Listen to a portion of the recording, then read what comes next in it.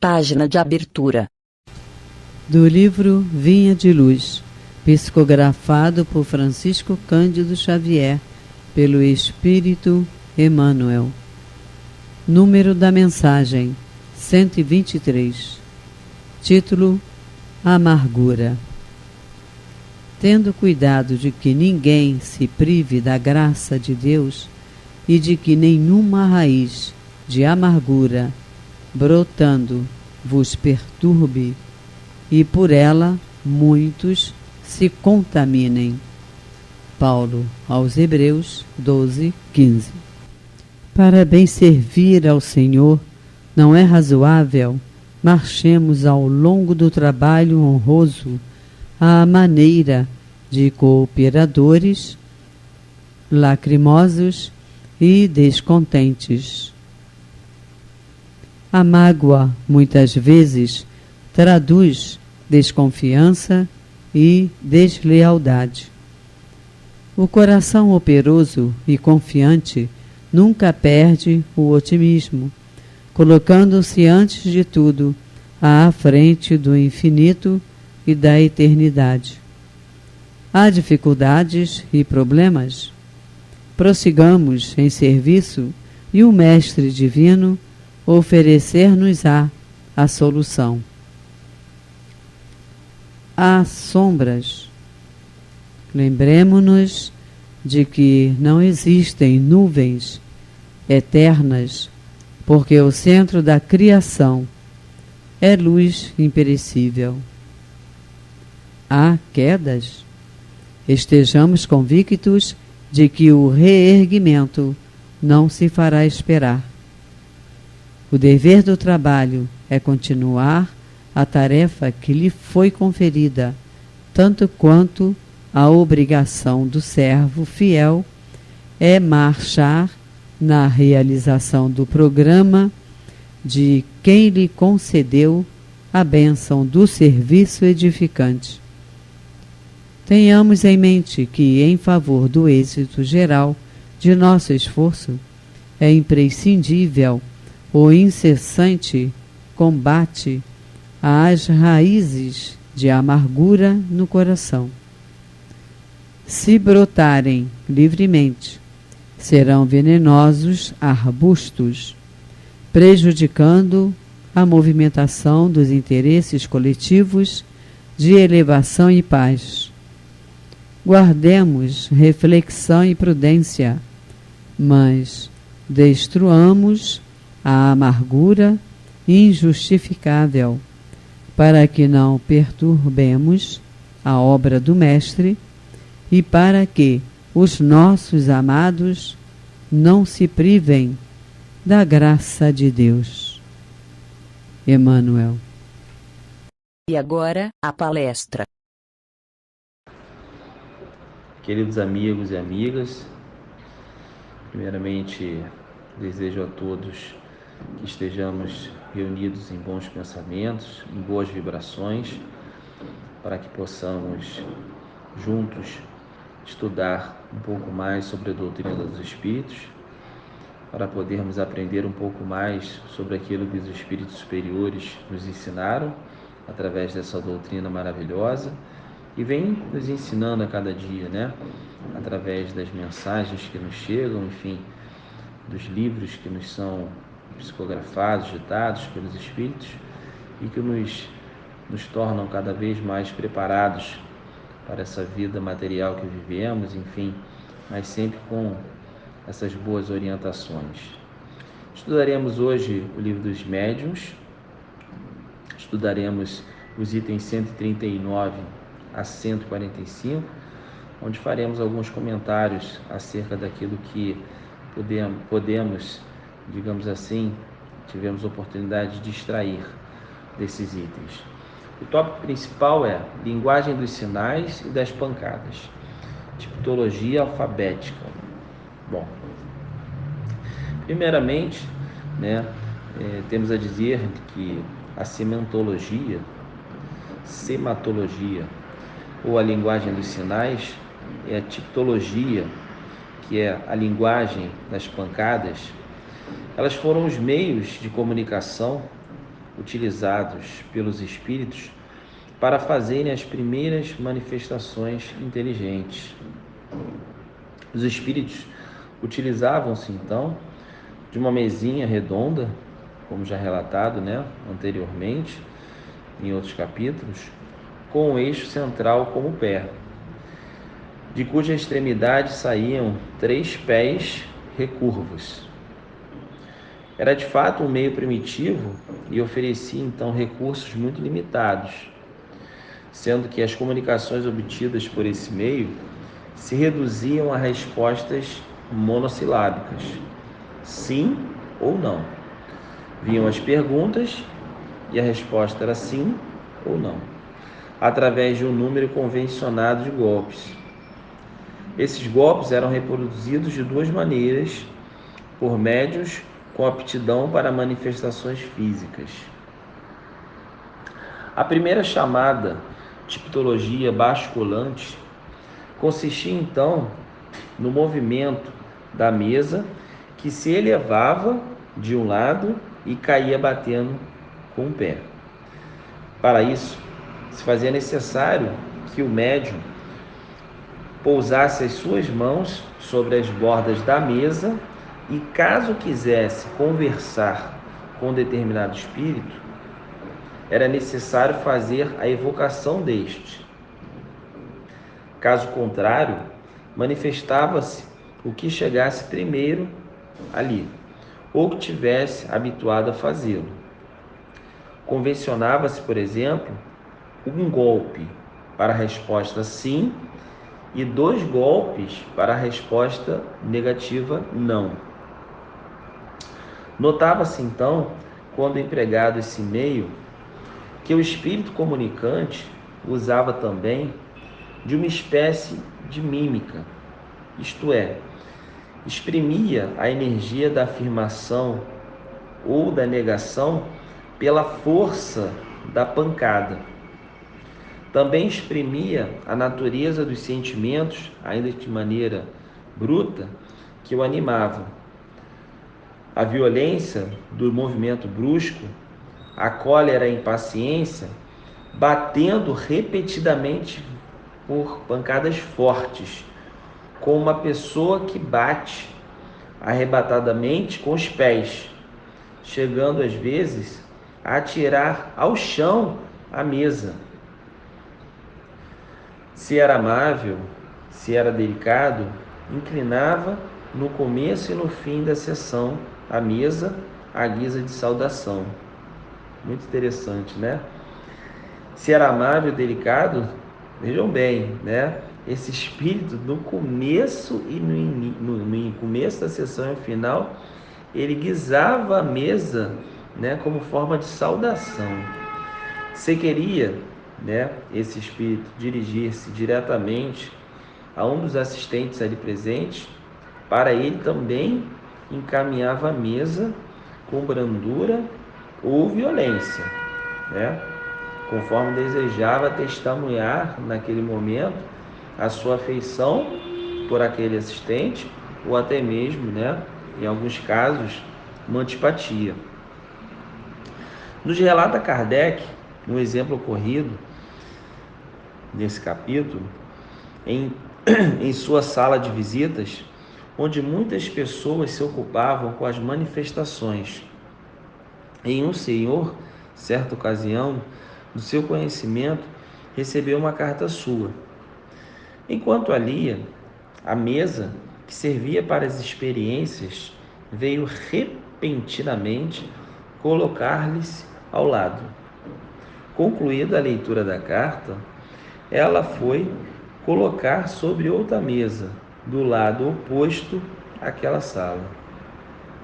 Aquela mesa o acompanhou e se dirigiu para onde estava a carta.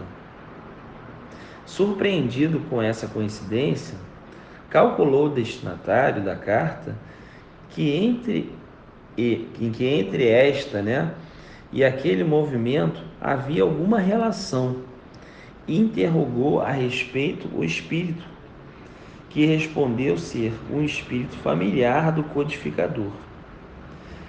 Informado do ocorrido, perguntou Allan Kardec a esse espírito qual o motivo da visita que fizera aquele senhor. A resposta foi: é natural que eu visite as pessoas com que te achas em relações, a fim de poder, se for preciso, dar-te, assim como a elas, os avisos necessários, respondeu o espírito. Afirmava Allan Kardec que era, pois, evidente que o espírito quisera chamar a atenção da pessoa referida e procurava uma ocasião de cientificá-la de que estava lá. A tipologia aperfeiçoou-se, transformando-se na tipologia alfabética, que consistia em fazer indicar as letras por meio das pancadas, cuja quantidade correspondia a uma determinada letra. Ou seja, uma pancada seria, por exemplo, a letra A, 2 pancadas para a letra B e assim por diante, completando o alfabeto. Enquanto alguém registrava as letras na sessão, esse procedimento era muito demorado e levou ao emprego de um alfabeto e uma série de números que eram apontados enquanto o médium movimentava a mesa sob a ação do espírito comunicante para assim facilitar. Outra forma relatada de se produzir as pancadas era através da tipologia interna, isto é, através de golpes dados no interior da madeira da mesa, sem qualquer movimento exterior, conforme podemos observar nos itens 60 a 64, que já tivemos oportunidade de estudar, inclusive, do capítulo 2, acerca das manifestações físicas e das mesas girantes. Afirma então Kardec a todos nós que, apesar de todos os aperfeiçoamentos introduzidos nesses sistemas, eles jamais poderiam atingir a rapidez e a facilidade da escrita, pelo que se deixou de usá-los, obviamente. Torna-se interessante aos novatos, enfim, os interessados pelos aspectos desses fenômenos, mas relembra que os espíritos não gostam de se submeter-se ao capricho de pessoas curiosas, que desejam pô-los à prova com perguntas fora de propósito e frívolas. Diz ainda do nosso codificador que, com o objetivo de garantir a independência ao pensamento do médium, imaginaram-se diversos instrumentos em formas de quadrantes, sobre os quais se traçaram as letras e a maneira dos quadrantes do telégrafo elétrico. Exemplo, uma agulha móvel que a influência do médium põe em movimento mediante um fio condutor e uma polia, indicava as letras. Esses instrumentos são conhecidos através de desenhos e descrições que foram publicadas à época. Nada, pois, podemos dizer do valor deles, mas parece que a complicação era um inconveniente, que a independência do médium se comprova perfeitamente pelas pancadas interiores, e ainda melhor, pelo imprevisto das respostas dadas por eles, do que pelos meios materiais da comunicação.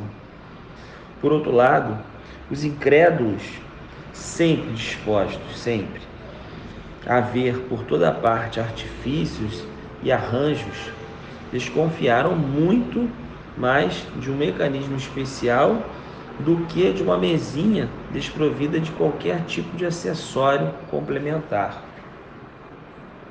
É preciso, pois, desfazer-se de um erro comum, o de confundirem-se com os espíritos batedores todos os espíritos que se comunicam por meio de pancadas. A adiptologia, em verdade, constitui um meio de comunicação como qualquer outro, e que não é mais do que a da escrita ou a palavra, indigno dos espíritos elevados. Todos os espíritos, sejam eles bons ou maus, podem servir-se-lhes dele, como dos diversos outros meios de comunicação. O que caracteriza, na verdade, os espíritos superiores é a elevação das suas ideias, e não necessariamente o instrumento de que se utilizam para exprimi-las. Sem dúvida, eles preferem os meios mais cômodos, é óbvio, e sobretudo mais rápidos, mas em falta de lápis, em falta de papel, não terão escrúpulos em usar a vulgar mesa falante. E a prova é que, por meio desse, se obtém os mais sublimes ditados. Se dele não nos servirmos, não é porque o consideremos desprezível, porém unicamente porque, como fenômeno, já nos ensinou tudo o que poderíamos saber, nada mais lhe sendo possível acrescentar às nossas convicções. E porque a extensão das comunicações que recebemos exige uma rapidez com a qual é incompatível a tipologia. Assim, queridos amigos, nem todos os espíritos que se manifestam por pancadas são batedores. Este qualificativo de ser reservado para os que poderíamos chamar de batedores de profissão é que, por este meio, se divertem em pregar peças para divertimentos de umas tantas pessoas, em aborrecer com as suas importunações. Pode-se esperar que algumas vezes ditos espirituosos, porém coisas profundas nunca. Seria, consequentemente, perder tempo formular-lhes questões de certo porte científico ou até mesmo filosófico. A ignorância e a inferioridade que lhes são peculiares deram motivo a que a justeza, os outros espíritos os qualificassem até mesmo de palhaços ou saltimbancos no mundo dos espíritos. Acrescentemos que, além de agirem quase sempre por conta própria, também eles frequentemente são instrumentos de que lançam à mão os espíritos superiores quando querem produzir, inclusive, efeitos materiais.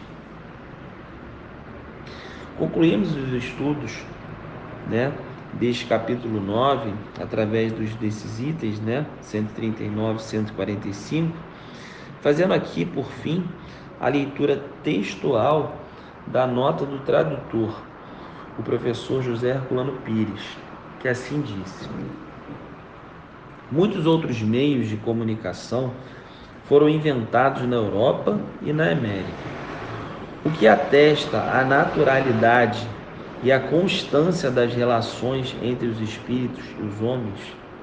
Aparelhos complicados foram e continuam a ser inventados. Alguns cientistas e curiosos procuram descobrir meios mecânicos, elétricos, eletrônicos e outros de comunicação direta com os espíritos. Mas, como Kardec acentua no capítulo acima, essas complicações têm utilidade relativa e aumentam, sim, a desconfiança dos céticos. Dispensar a mediunidade, excluir o intermediário humano, é outra preocupação de pessoas interessadas no aspecto puramente científico do espiritismo. Mas as comunicações dependem, como a doutrina esclarece, da inter-relação psíquica do espírito a espírito, através dos elementos constitutivos do perispírito. As máquinas só podem servir como instrumentos acionados por médiuns. E a independência do espírito comunicante se prova melhor através dos meios naturais de comunicação, como acentua Kardec. E o aperfeiçoamento do homem como médium é não o aprimoramento dos processos ou a invenção das máquinas para a comunicação, o que tornará ele cada vez mais evidente a existência e a comunicabilidade dos espíritos.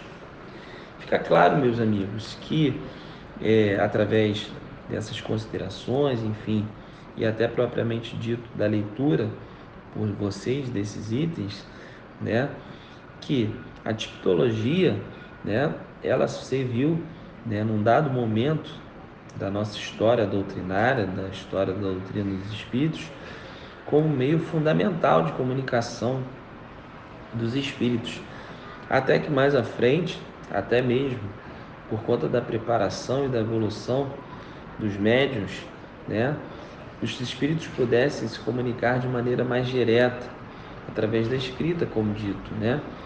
Mas sem sombra de dúvidas que nós percebemos que tudo tem o seu tempo, tudo tem o seu momento, né? E o momento vai chegando e nós vamos percebendo cada vez mais, né, a fineza nas comunicações e dos meios de se comunicar. Sempre haverão céticos, sempre haverão questionadores, como naquela época existiam em maior número, né, com maior grau, né, mas que, né, estaremos sempre sendo questionados acerca dessa comunicação do mundo dos espíritos com o nosso mundo, né, por parte daquelas pessoas que insistem em não acreditar, né, na existência da vida após a morte. Desejo a todos que fiquem em paz, que fiquem com Deus, que nós possamos nos ver novamente em breve. Um grande beijo a todos.